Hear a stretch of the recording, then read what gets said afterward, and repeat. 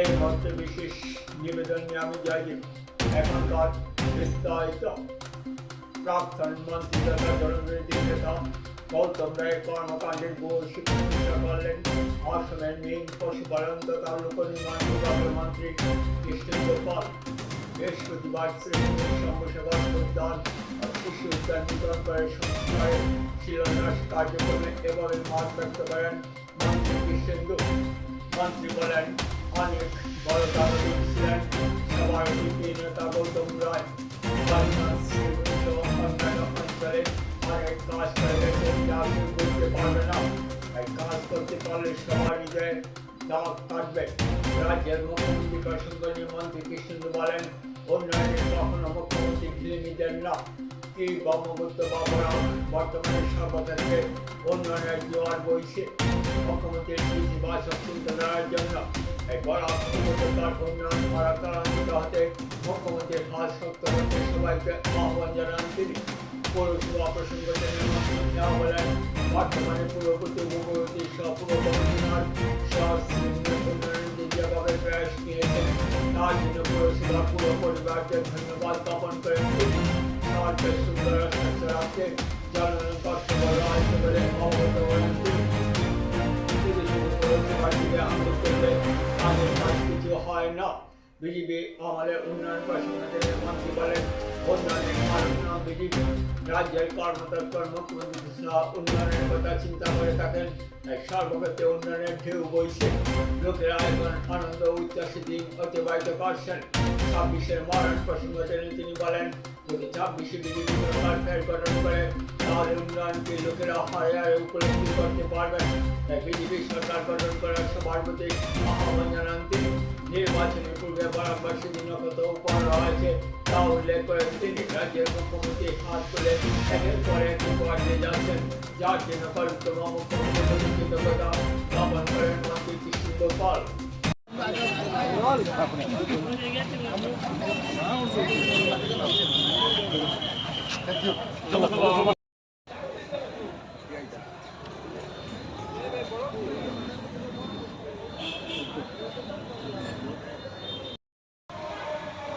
আরো বেশি উন্নয়ন হতো। আজকে বিশেষ করে মিউনিসিপ্যালিটির চেয়ারম্যান বা ওনার পুরো টিমকে আমি ধন্যবাদ জানাই যে ওনারা এই ছোট একটা ব্যবস্থার মধ্যে শ্রীভূমি শহরকে ডেভেলপ করার জন্য যে প্রয়াস করছে। কারণ একজন এমএলএ যদি সঙ্গে না থাকে তাহলে শুধু মিউনিসিপ্যালিটির চেয়ারম্যান একা শহরের ডেভেলপমেন্ট করা অনেক কঠিন, অনেক কঠিন। আমি নিজে এটা উপলব্ধি করতে পারছি, কারণ আমিও এমএলএ বা আজকে আমাকে আপনাদের সবার আশীর্বাদে আমাকে মাননীয় মুখ্যমন্ত্রী মন্ত্রিসভায় স্থান দিয়েছেন, কাজ করার সুযোগ দিয়েছেন। আজকে সেই কারণে বুঝতে পারছি যে একজন মিউনিসিপ্যালিটির চেয়ারম্যানের সবথেকে বেশি প্রয়োজন একজন এমএলএ। তখন দুইটা হাত মিলে এই শহরের উন্নয়ন করতে অনেক বেশি একটা ভূমিকা পালন করতে পারে। আমরা শুধু যে সময় বর্ষা আসে তখন আমরা মিউনিসিপ্যালিটির ওয়ার্ড কমিশনার চেয়ারম্যান ওনাদেরকে গালি দিই, কিন্তু আমরা একবার ভাবি না যে আমি জলের বোতলটা জল খেলাম তারপরে ড্রেনে ফেলে দিলাম, আমার বাসার আবর্জনা ড্রেনে ফেলে দিলাম, আমি বাসা তৈরি করতে সরকারের ড্রেন দখল করে নিলাম। এগুলো আমরা ভাবি না। এই যে শহরের জলটা কোন দিকে বেরিয়ে যাবে, আউটস্ট্রিম কোন দিকে হবে, এইগুলো নিয়ে আমরা চিন্তা করি। আমরা চিন্তা করি শুধু নিজের। আমরা সুন্দর সমাজ গঠন করতে হলে, আমার শহরকে সুন্দর করতে হলে, আমার এলাকাকে সুন্দর করতে হলে আমি সামাজিক কাজ করতে হবে। শুধু নিজের চিন্তা করলে হবে না। আমরা ঈশ্বরের শ্রেষ্ঠ জীব মানুষ, আমরা সবাই মিলে সমাজের কাজ করতে হবে। ভগবান পাঠিয়েছেন এই পৃথিবীতে, আমাদের টাইম পিরিয়ড খুব কম, 70, 80, কেউ 100 বছর, তার থেকে বেশি কেউ বাঁচবে না। কিন্তু এই সময়ের মধ্যে আমাদের কাজ করে যেতে হবে। একটা সময় হয় যে আমার আমার আমার আমার করলাম, কিন্তু একটা সময় গিয়ে দেখবেন এই আমার যেগুলা করলাম এগুলা কোনো ভ্যালু নেই। আজকে গতকাল আমি গুয়াহাটি থেকে আসতে আমি হাইলাকান্দি গেলাম। প্রাক্তন মন্ত্রী গৌতম রায় আমাকে অনেক সময়ের কথা বললেন। উনি অনেক বড় দানবীর ছিলেন। কোন ব্যক্তি অসুস্থ হয়েছে, ব্যাঙ্গালোর, হায়দ্রাবাদ, দিল্লি ট্রিটমেন্ট করতে উদার মনে পয়সা দিয়ে দিয়েছে। অনেক কাজ করেছেন। শুধু যে হাইলাকান্দি কাটলি চড়ার জন্য নয়, উনি করিমগঞ্জের জন্য সব এলাকায় উনি ওনার একটা ভূমিকা আছে। এইভাবে আমরা মানব জন্ম নিয়েছি, সুযোগ পেয়েছি ভালো কাজ করার। স্বামী বিবেকানন্দ বলেছেন, এই পৃথিবীতে এসেছো দাগ কেটে যাও। দাগ কেটে যাও মানে কি? মানুষের মনে দাগ কেটে যাও, যাতে যুগ যুগ ধরে তোমাকে নিয়ে আলোচনা হয়, তোমার কথা আলোচনা হয়, তোমাকে মানুষের স্মরণ করে। তাই সবাইকে আহ্বান করব আজকে এই পার্কের শুভ শিলান্যাসে যাতে সবাই এগিয়ে আসে। একা রবীন্দ্রদেব আর নিত্য দাস আর শর্মা সাহেব আর ওয়ার্ড কমিশনার শ্রীভূমি শহরকে সুন্দর করতে পারবেন না। আর বিজেপি কে প্রেসিডেন্ট আর প্রাক্তন প্রেসিডেন্ট সবাইকে গালি দিলে হবে না। আপনার দিকে আপনি দেখতে হবে যে আমি আমার পাড়ার ড্রেনটা আমি পরিষ্কার রেখেছি কিনা, আমার বাড়ির আবর্জনা আমি ড্রেনে ফেলেছি কিনা, এইদিকে নিজেকে নজর রাখতে হবে। তখনই একটা পাড়া, একটা গল্লি, একটা শহর সুন্দর হয়ে উঠবে। নাহলে এটা আমরা তৈরি করলাম, তারপরে এখানের মধ্যে আসলাম, এটা একটু ভেঙে দেখি কি হয়, এখানে পান খেলাম, থুতু ফেললাম, তাহলে এটা সুন্দর থাকবে না। এটা আমাদের প্রপার্টি, আমরা সিভিল সোসাইটির প্রপার্টি, আমরা এটাকে মেনটেন করতে হবে। যার জন্য সবাইকে আহ্বান করছি, নিজের ঘর যেভাবে পরিষ্কার রাখেন এইভাবে শহরকে পরিষ্কার রাখার জন্য সবাই এগিয়ে আসে। অনেক আমার সোশ্যাল মিডিয়ার ভাইরা সিভিল হসপিটালে গিয়ে ওনারা ভিডিও ফুটেজ দেন। একদিন দেখি নাই সিভিল হসপিটালে গিয়ে যে আমরা আজকে একটু স্বচ্ছতা করি। ওইটা তো আমার প্রপার্টি, আমি অসুস্থ হলে তো আমি হসপিটালে যাব, ওইটা কৃষ্ণেন্দু পাল করবে চেয়ারম্যান, ওইটা ডক্টর করবে, ওইটা যারা ম্যানেজমেন্ট আছে ওনারা করবেন। আর উনি গিয়ে ভিডিও করবেন আর পাবলিককে বলবেন, এইটা নয়। এই হসপিটালটা আমাদের, সরকার বানিয়ে দিয়েছে, এইটা পরিচালনা করার দায়িত্ব ডক্টর সহ পুরো সমাজের। আমি যেদিন থেকে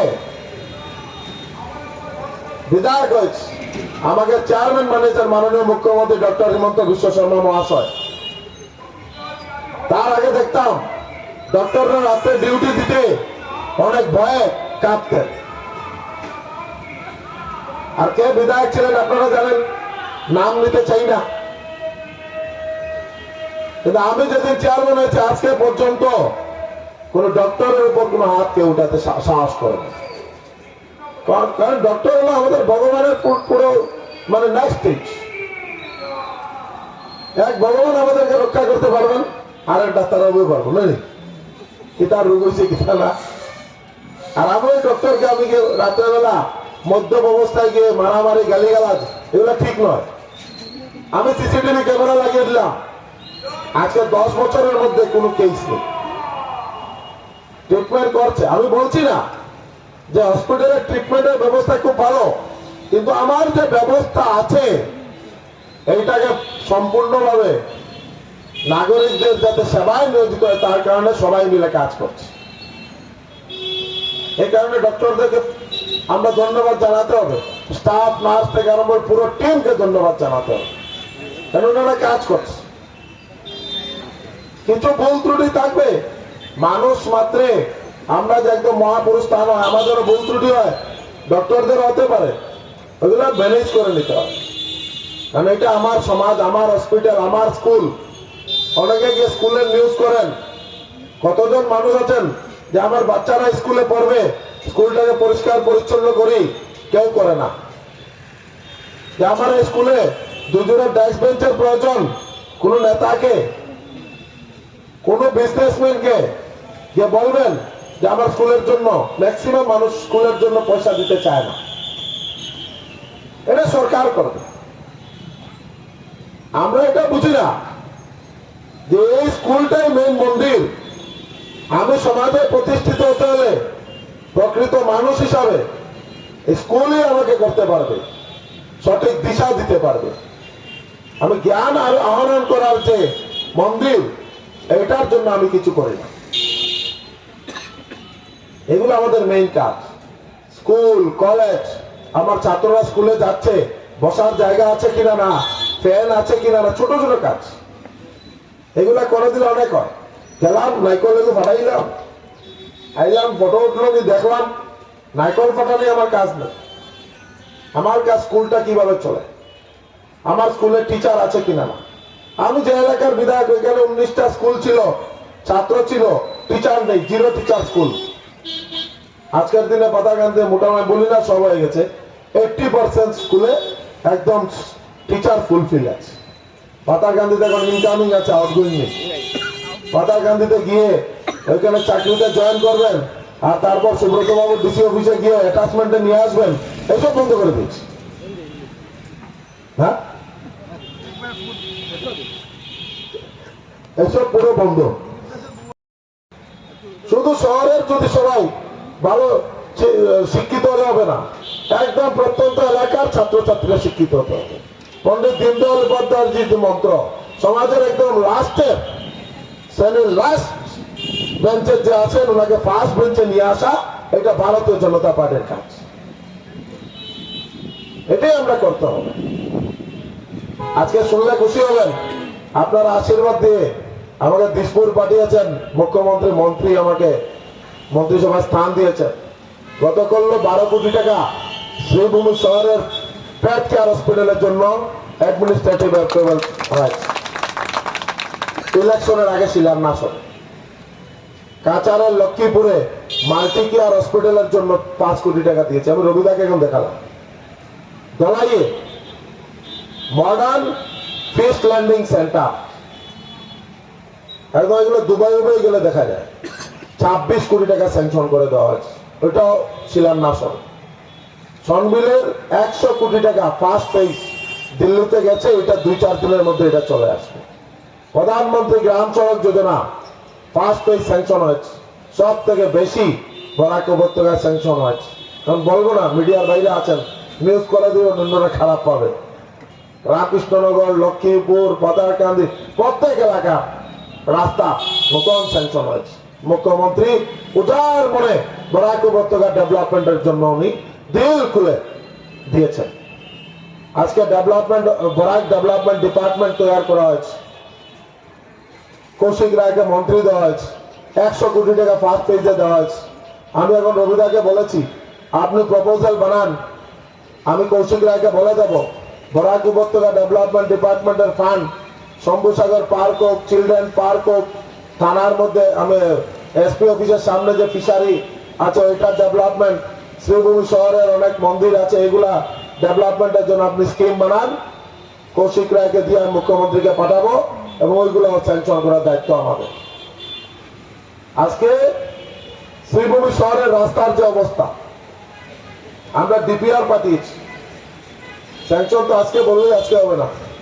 আমি রবিদাকে বলেছি যে দিল্লি যেতে হবে, যে ওইখানের মধ্যে দেখা করলে মুখ্যমন্ত্রীর সঙ্গে একটা আমরা নোট নিয়ে যাব, খুব তাড়াতাড়ি যাতে এই রাস্তার স্যাংশন হয়, তার কারণে ব্যবস্থা আমরা হাতে নেওয়ার চেষ্টা করছি।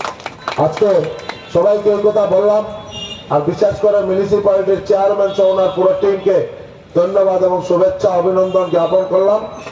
আর আমার chief executive officer mister Sharma, খুব ইয়ং ম্যান, ওনাকে আমি খুব বিজেপি জিতাইতে হইব।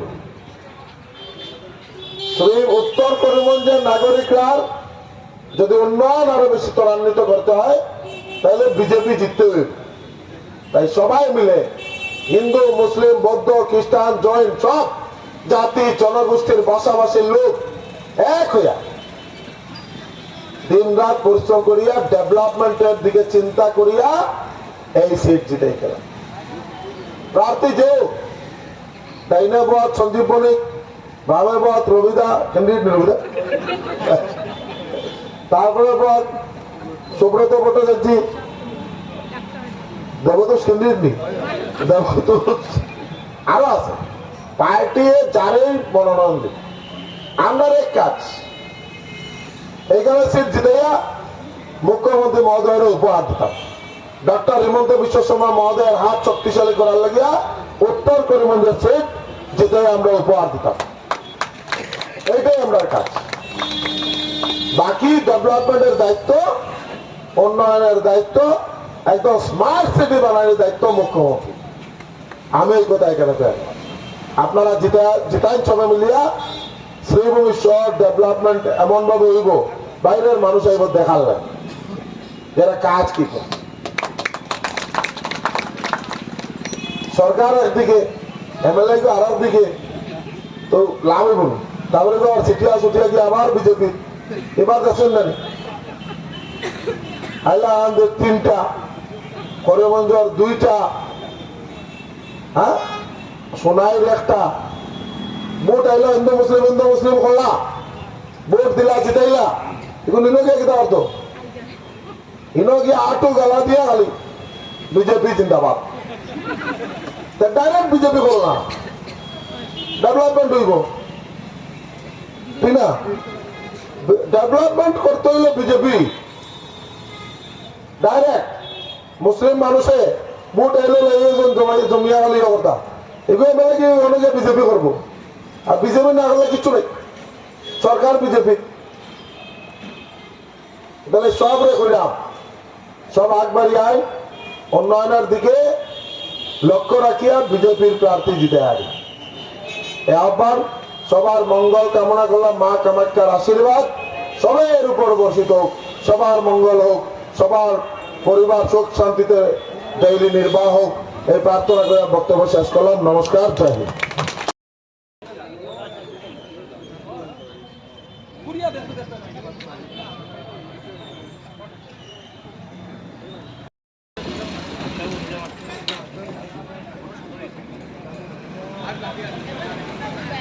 Gracias.